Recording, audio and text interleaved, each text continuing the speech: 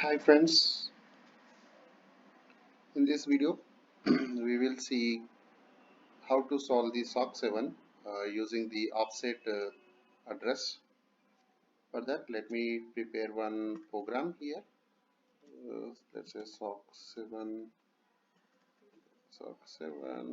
program 1. So I'm gonna create a small addition program here just to add two numbers, and we will see what kind of wrong data system when process, how it gets the bin and how we resolve it. So column 8, ID division, program ID. Keep the member name and the program name same always if you are practicing. Then author, type your name. This is my name. You can type anything here. You can type some other names as well. Date written today. Today in the sense you write like November 11, 2020. You can highlight the COBOL code ICOB,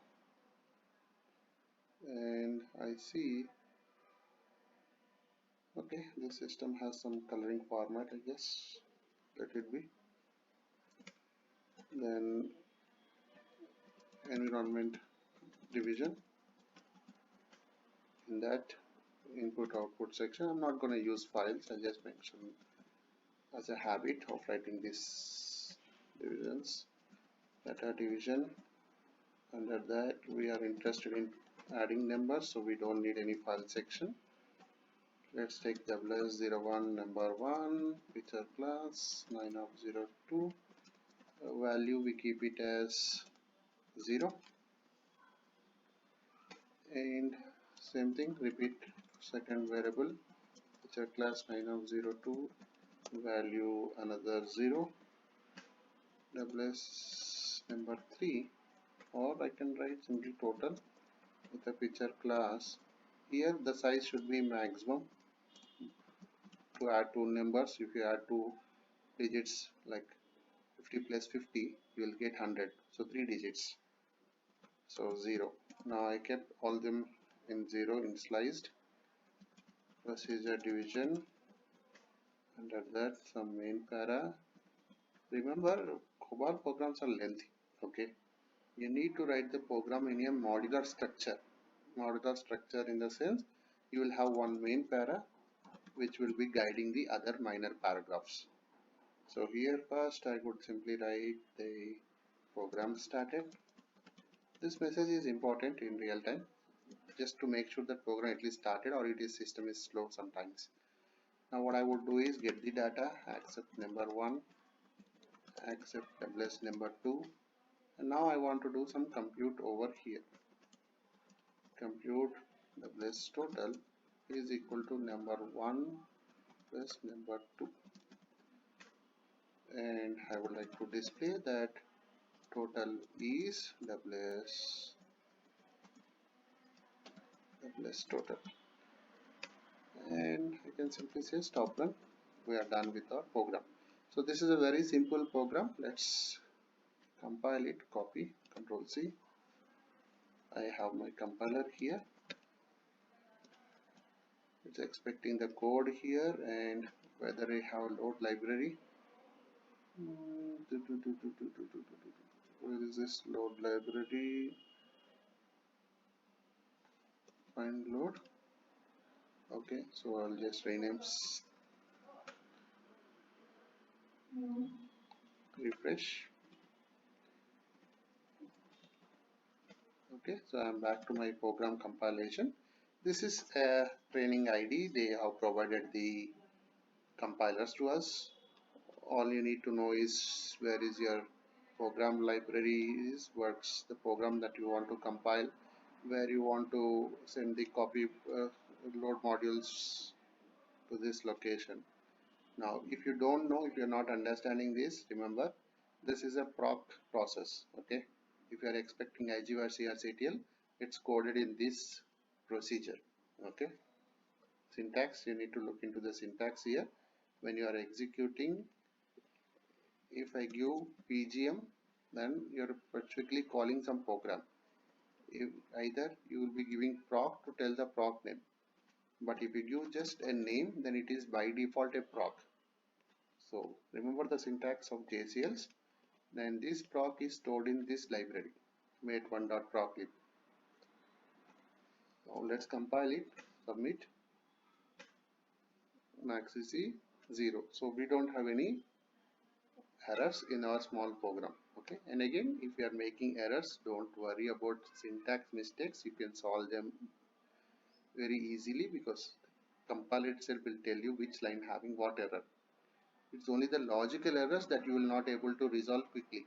You should take time to find your logic mistakes. Now let's run the SOC7 JCL1. Remember, when you are practicing mainframe, practice JCL along. Both are important. Don't just copy paste existing JCL or don't edit only the one JCL for all programs.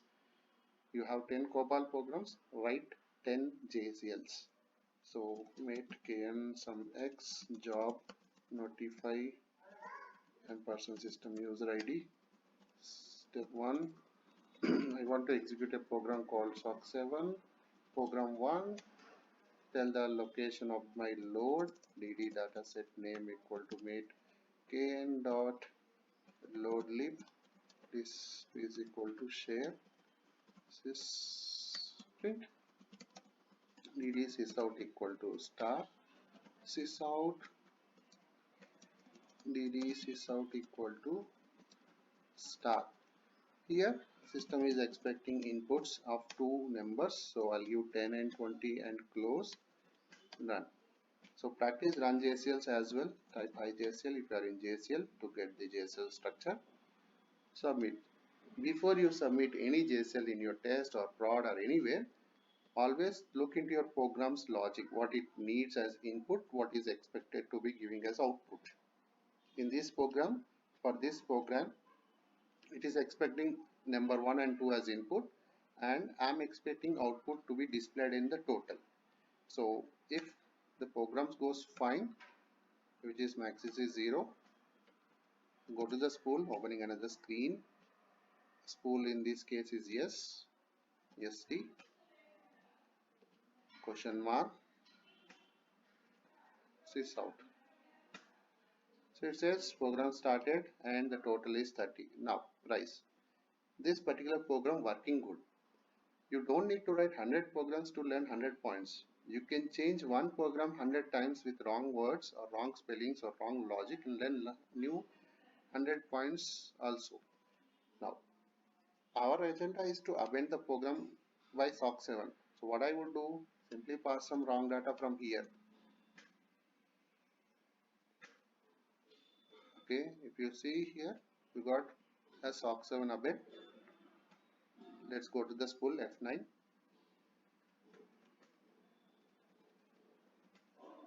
You see here, program started. This time total has not come. It says that you have a SOC7 append. Nice, very good. So we got append. Now how do I solve it without tools? First thing, when I compiled my code, okay, when I compiled my program, we should be make sure that the program is compiled with an option called list. But if you see here, the compiler option is no list. When you have no list, and without knowing that, okay, without knowing that, if you go to your sysout, get the offset address, okay, this is our address, and if you are to get the offset value, this one, okay, you should get the offset address. Last 4 characters is enough, don't take 8 characters. Of course, we'll go back to this load in the library. When you try to find, you will not found it because you did not generate the listing at all. For this program, the only parameter was used lib. If you see the list, it is no list. If you say SS range, it is no SS range, no test. These parameters are default for your compiler. But when I want to compile, I should compile in a better way. For that, again in real time, you don't need to worry about this. Projects, they know what parameters they need to compile with. So let me do some specific change here. This is the library COBCL. In this is what I'm actually talking to you, the PALM option. PALM parameter is not only for compiler. You can use this PALM parameter anywhere in your any COBOL JSL as well. This is only used to pass some value to your program. In this case, it is passing some options for this compiler.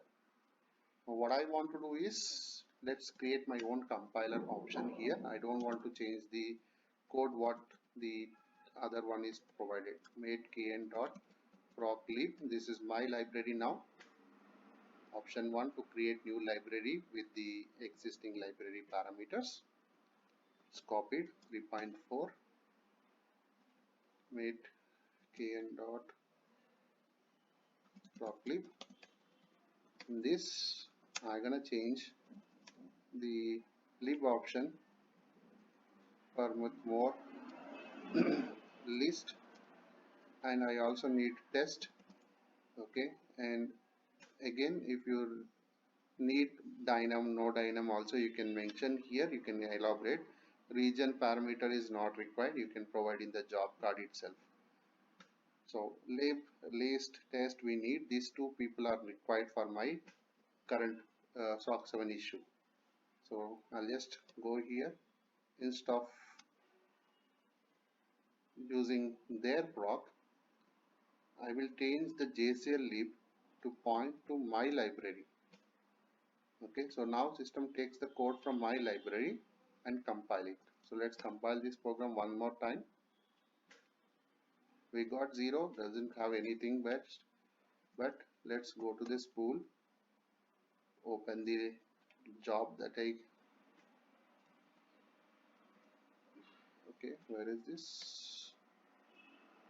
Okay, it's going in alphabetical order. So open. So now it is now compiling with my option with the list and test. Okay, let's go to the program one more time, the run JCL, submit one more time with this wrong data. We got appended, the SOC7 append. Come to the spool, we got sys out, take the offset value. Okay, you see there is a new offset value here. Go back to your compile listing, show, find. See here, now you find it. Then just go up to the little bit top. You will see which statement is causing the problem. Of course, our program is very small. We can easily identify what statements was causing the problem. But yes, this is how you need to find which statement. Okay, this is the offset value of that particular statement, and this statement is causing the issue. Now we know. Okay, you need to see my other video, which I mentioned how to solve against SOC7.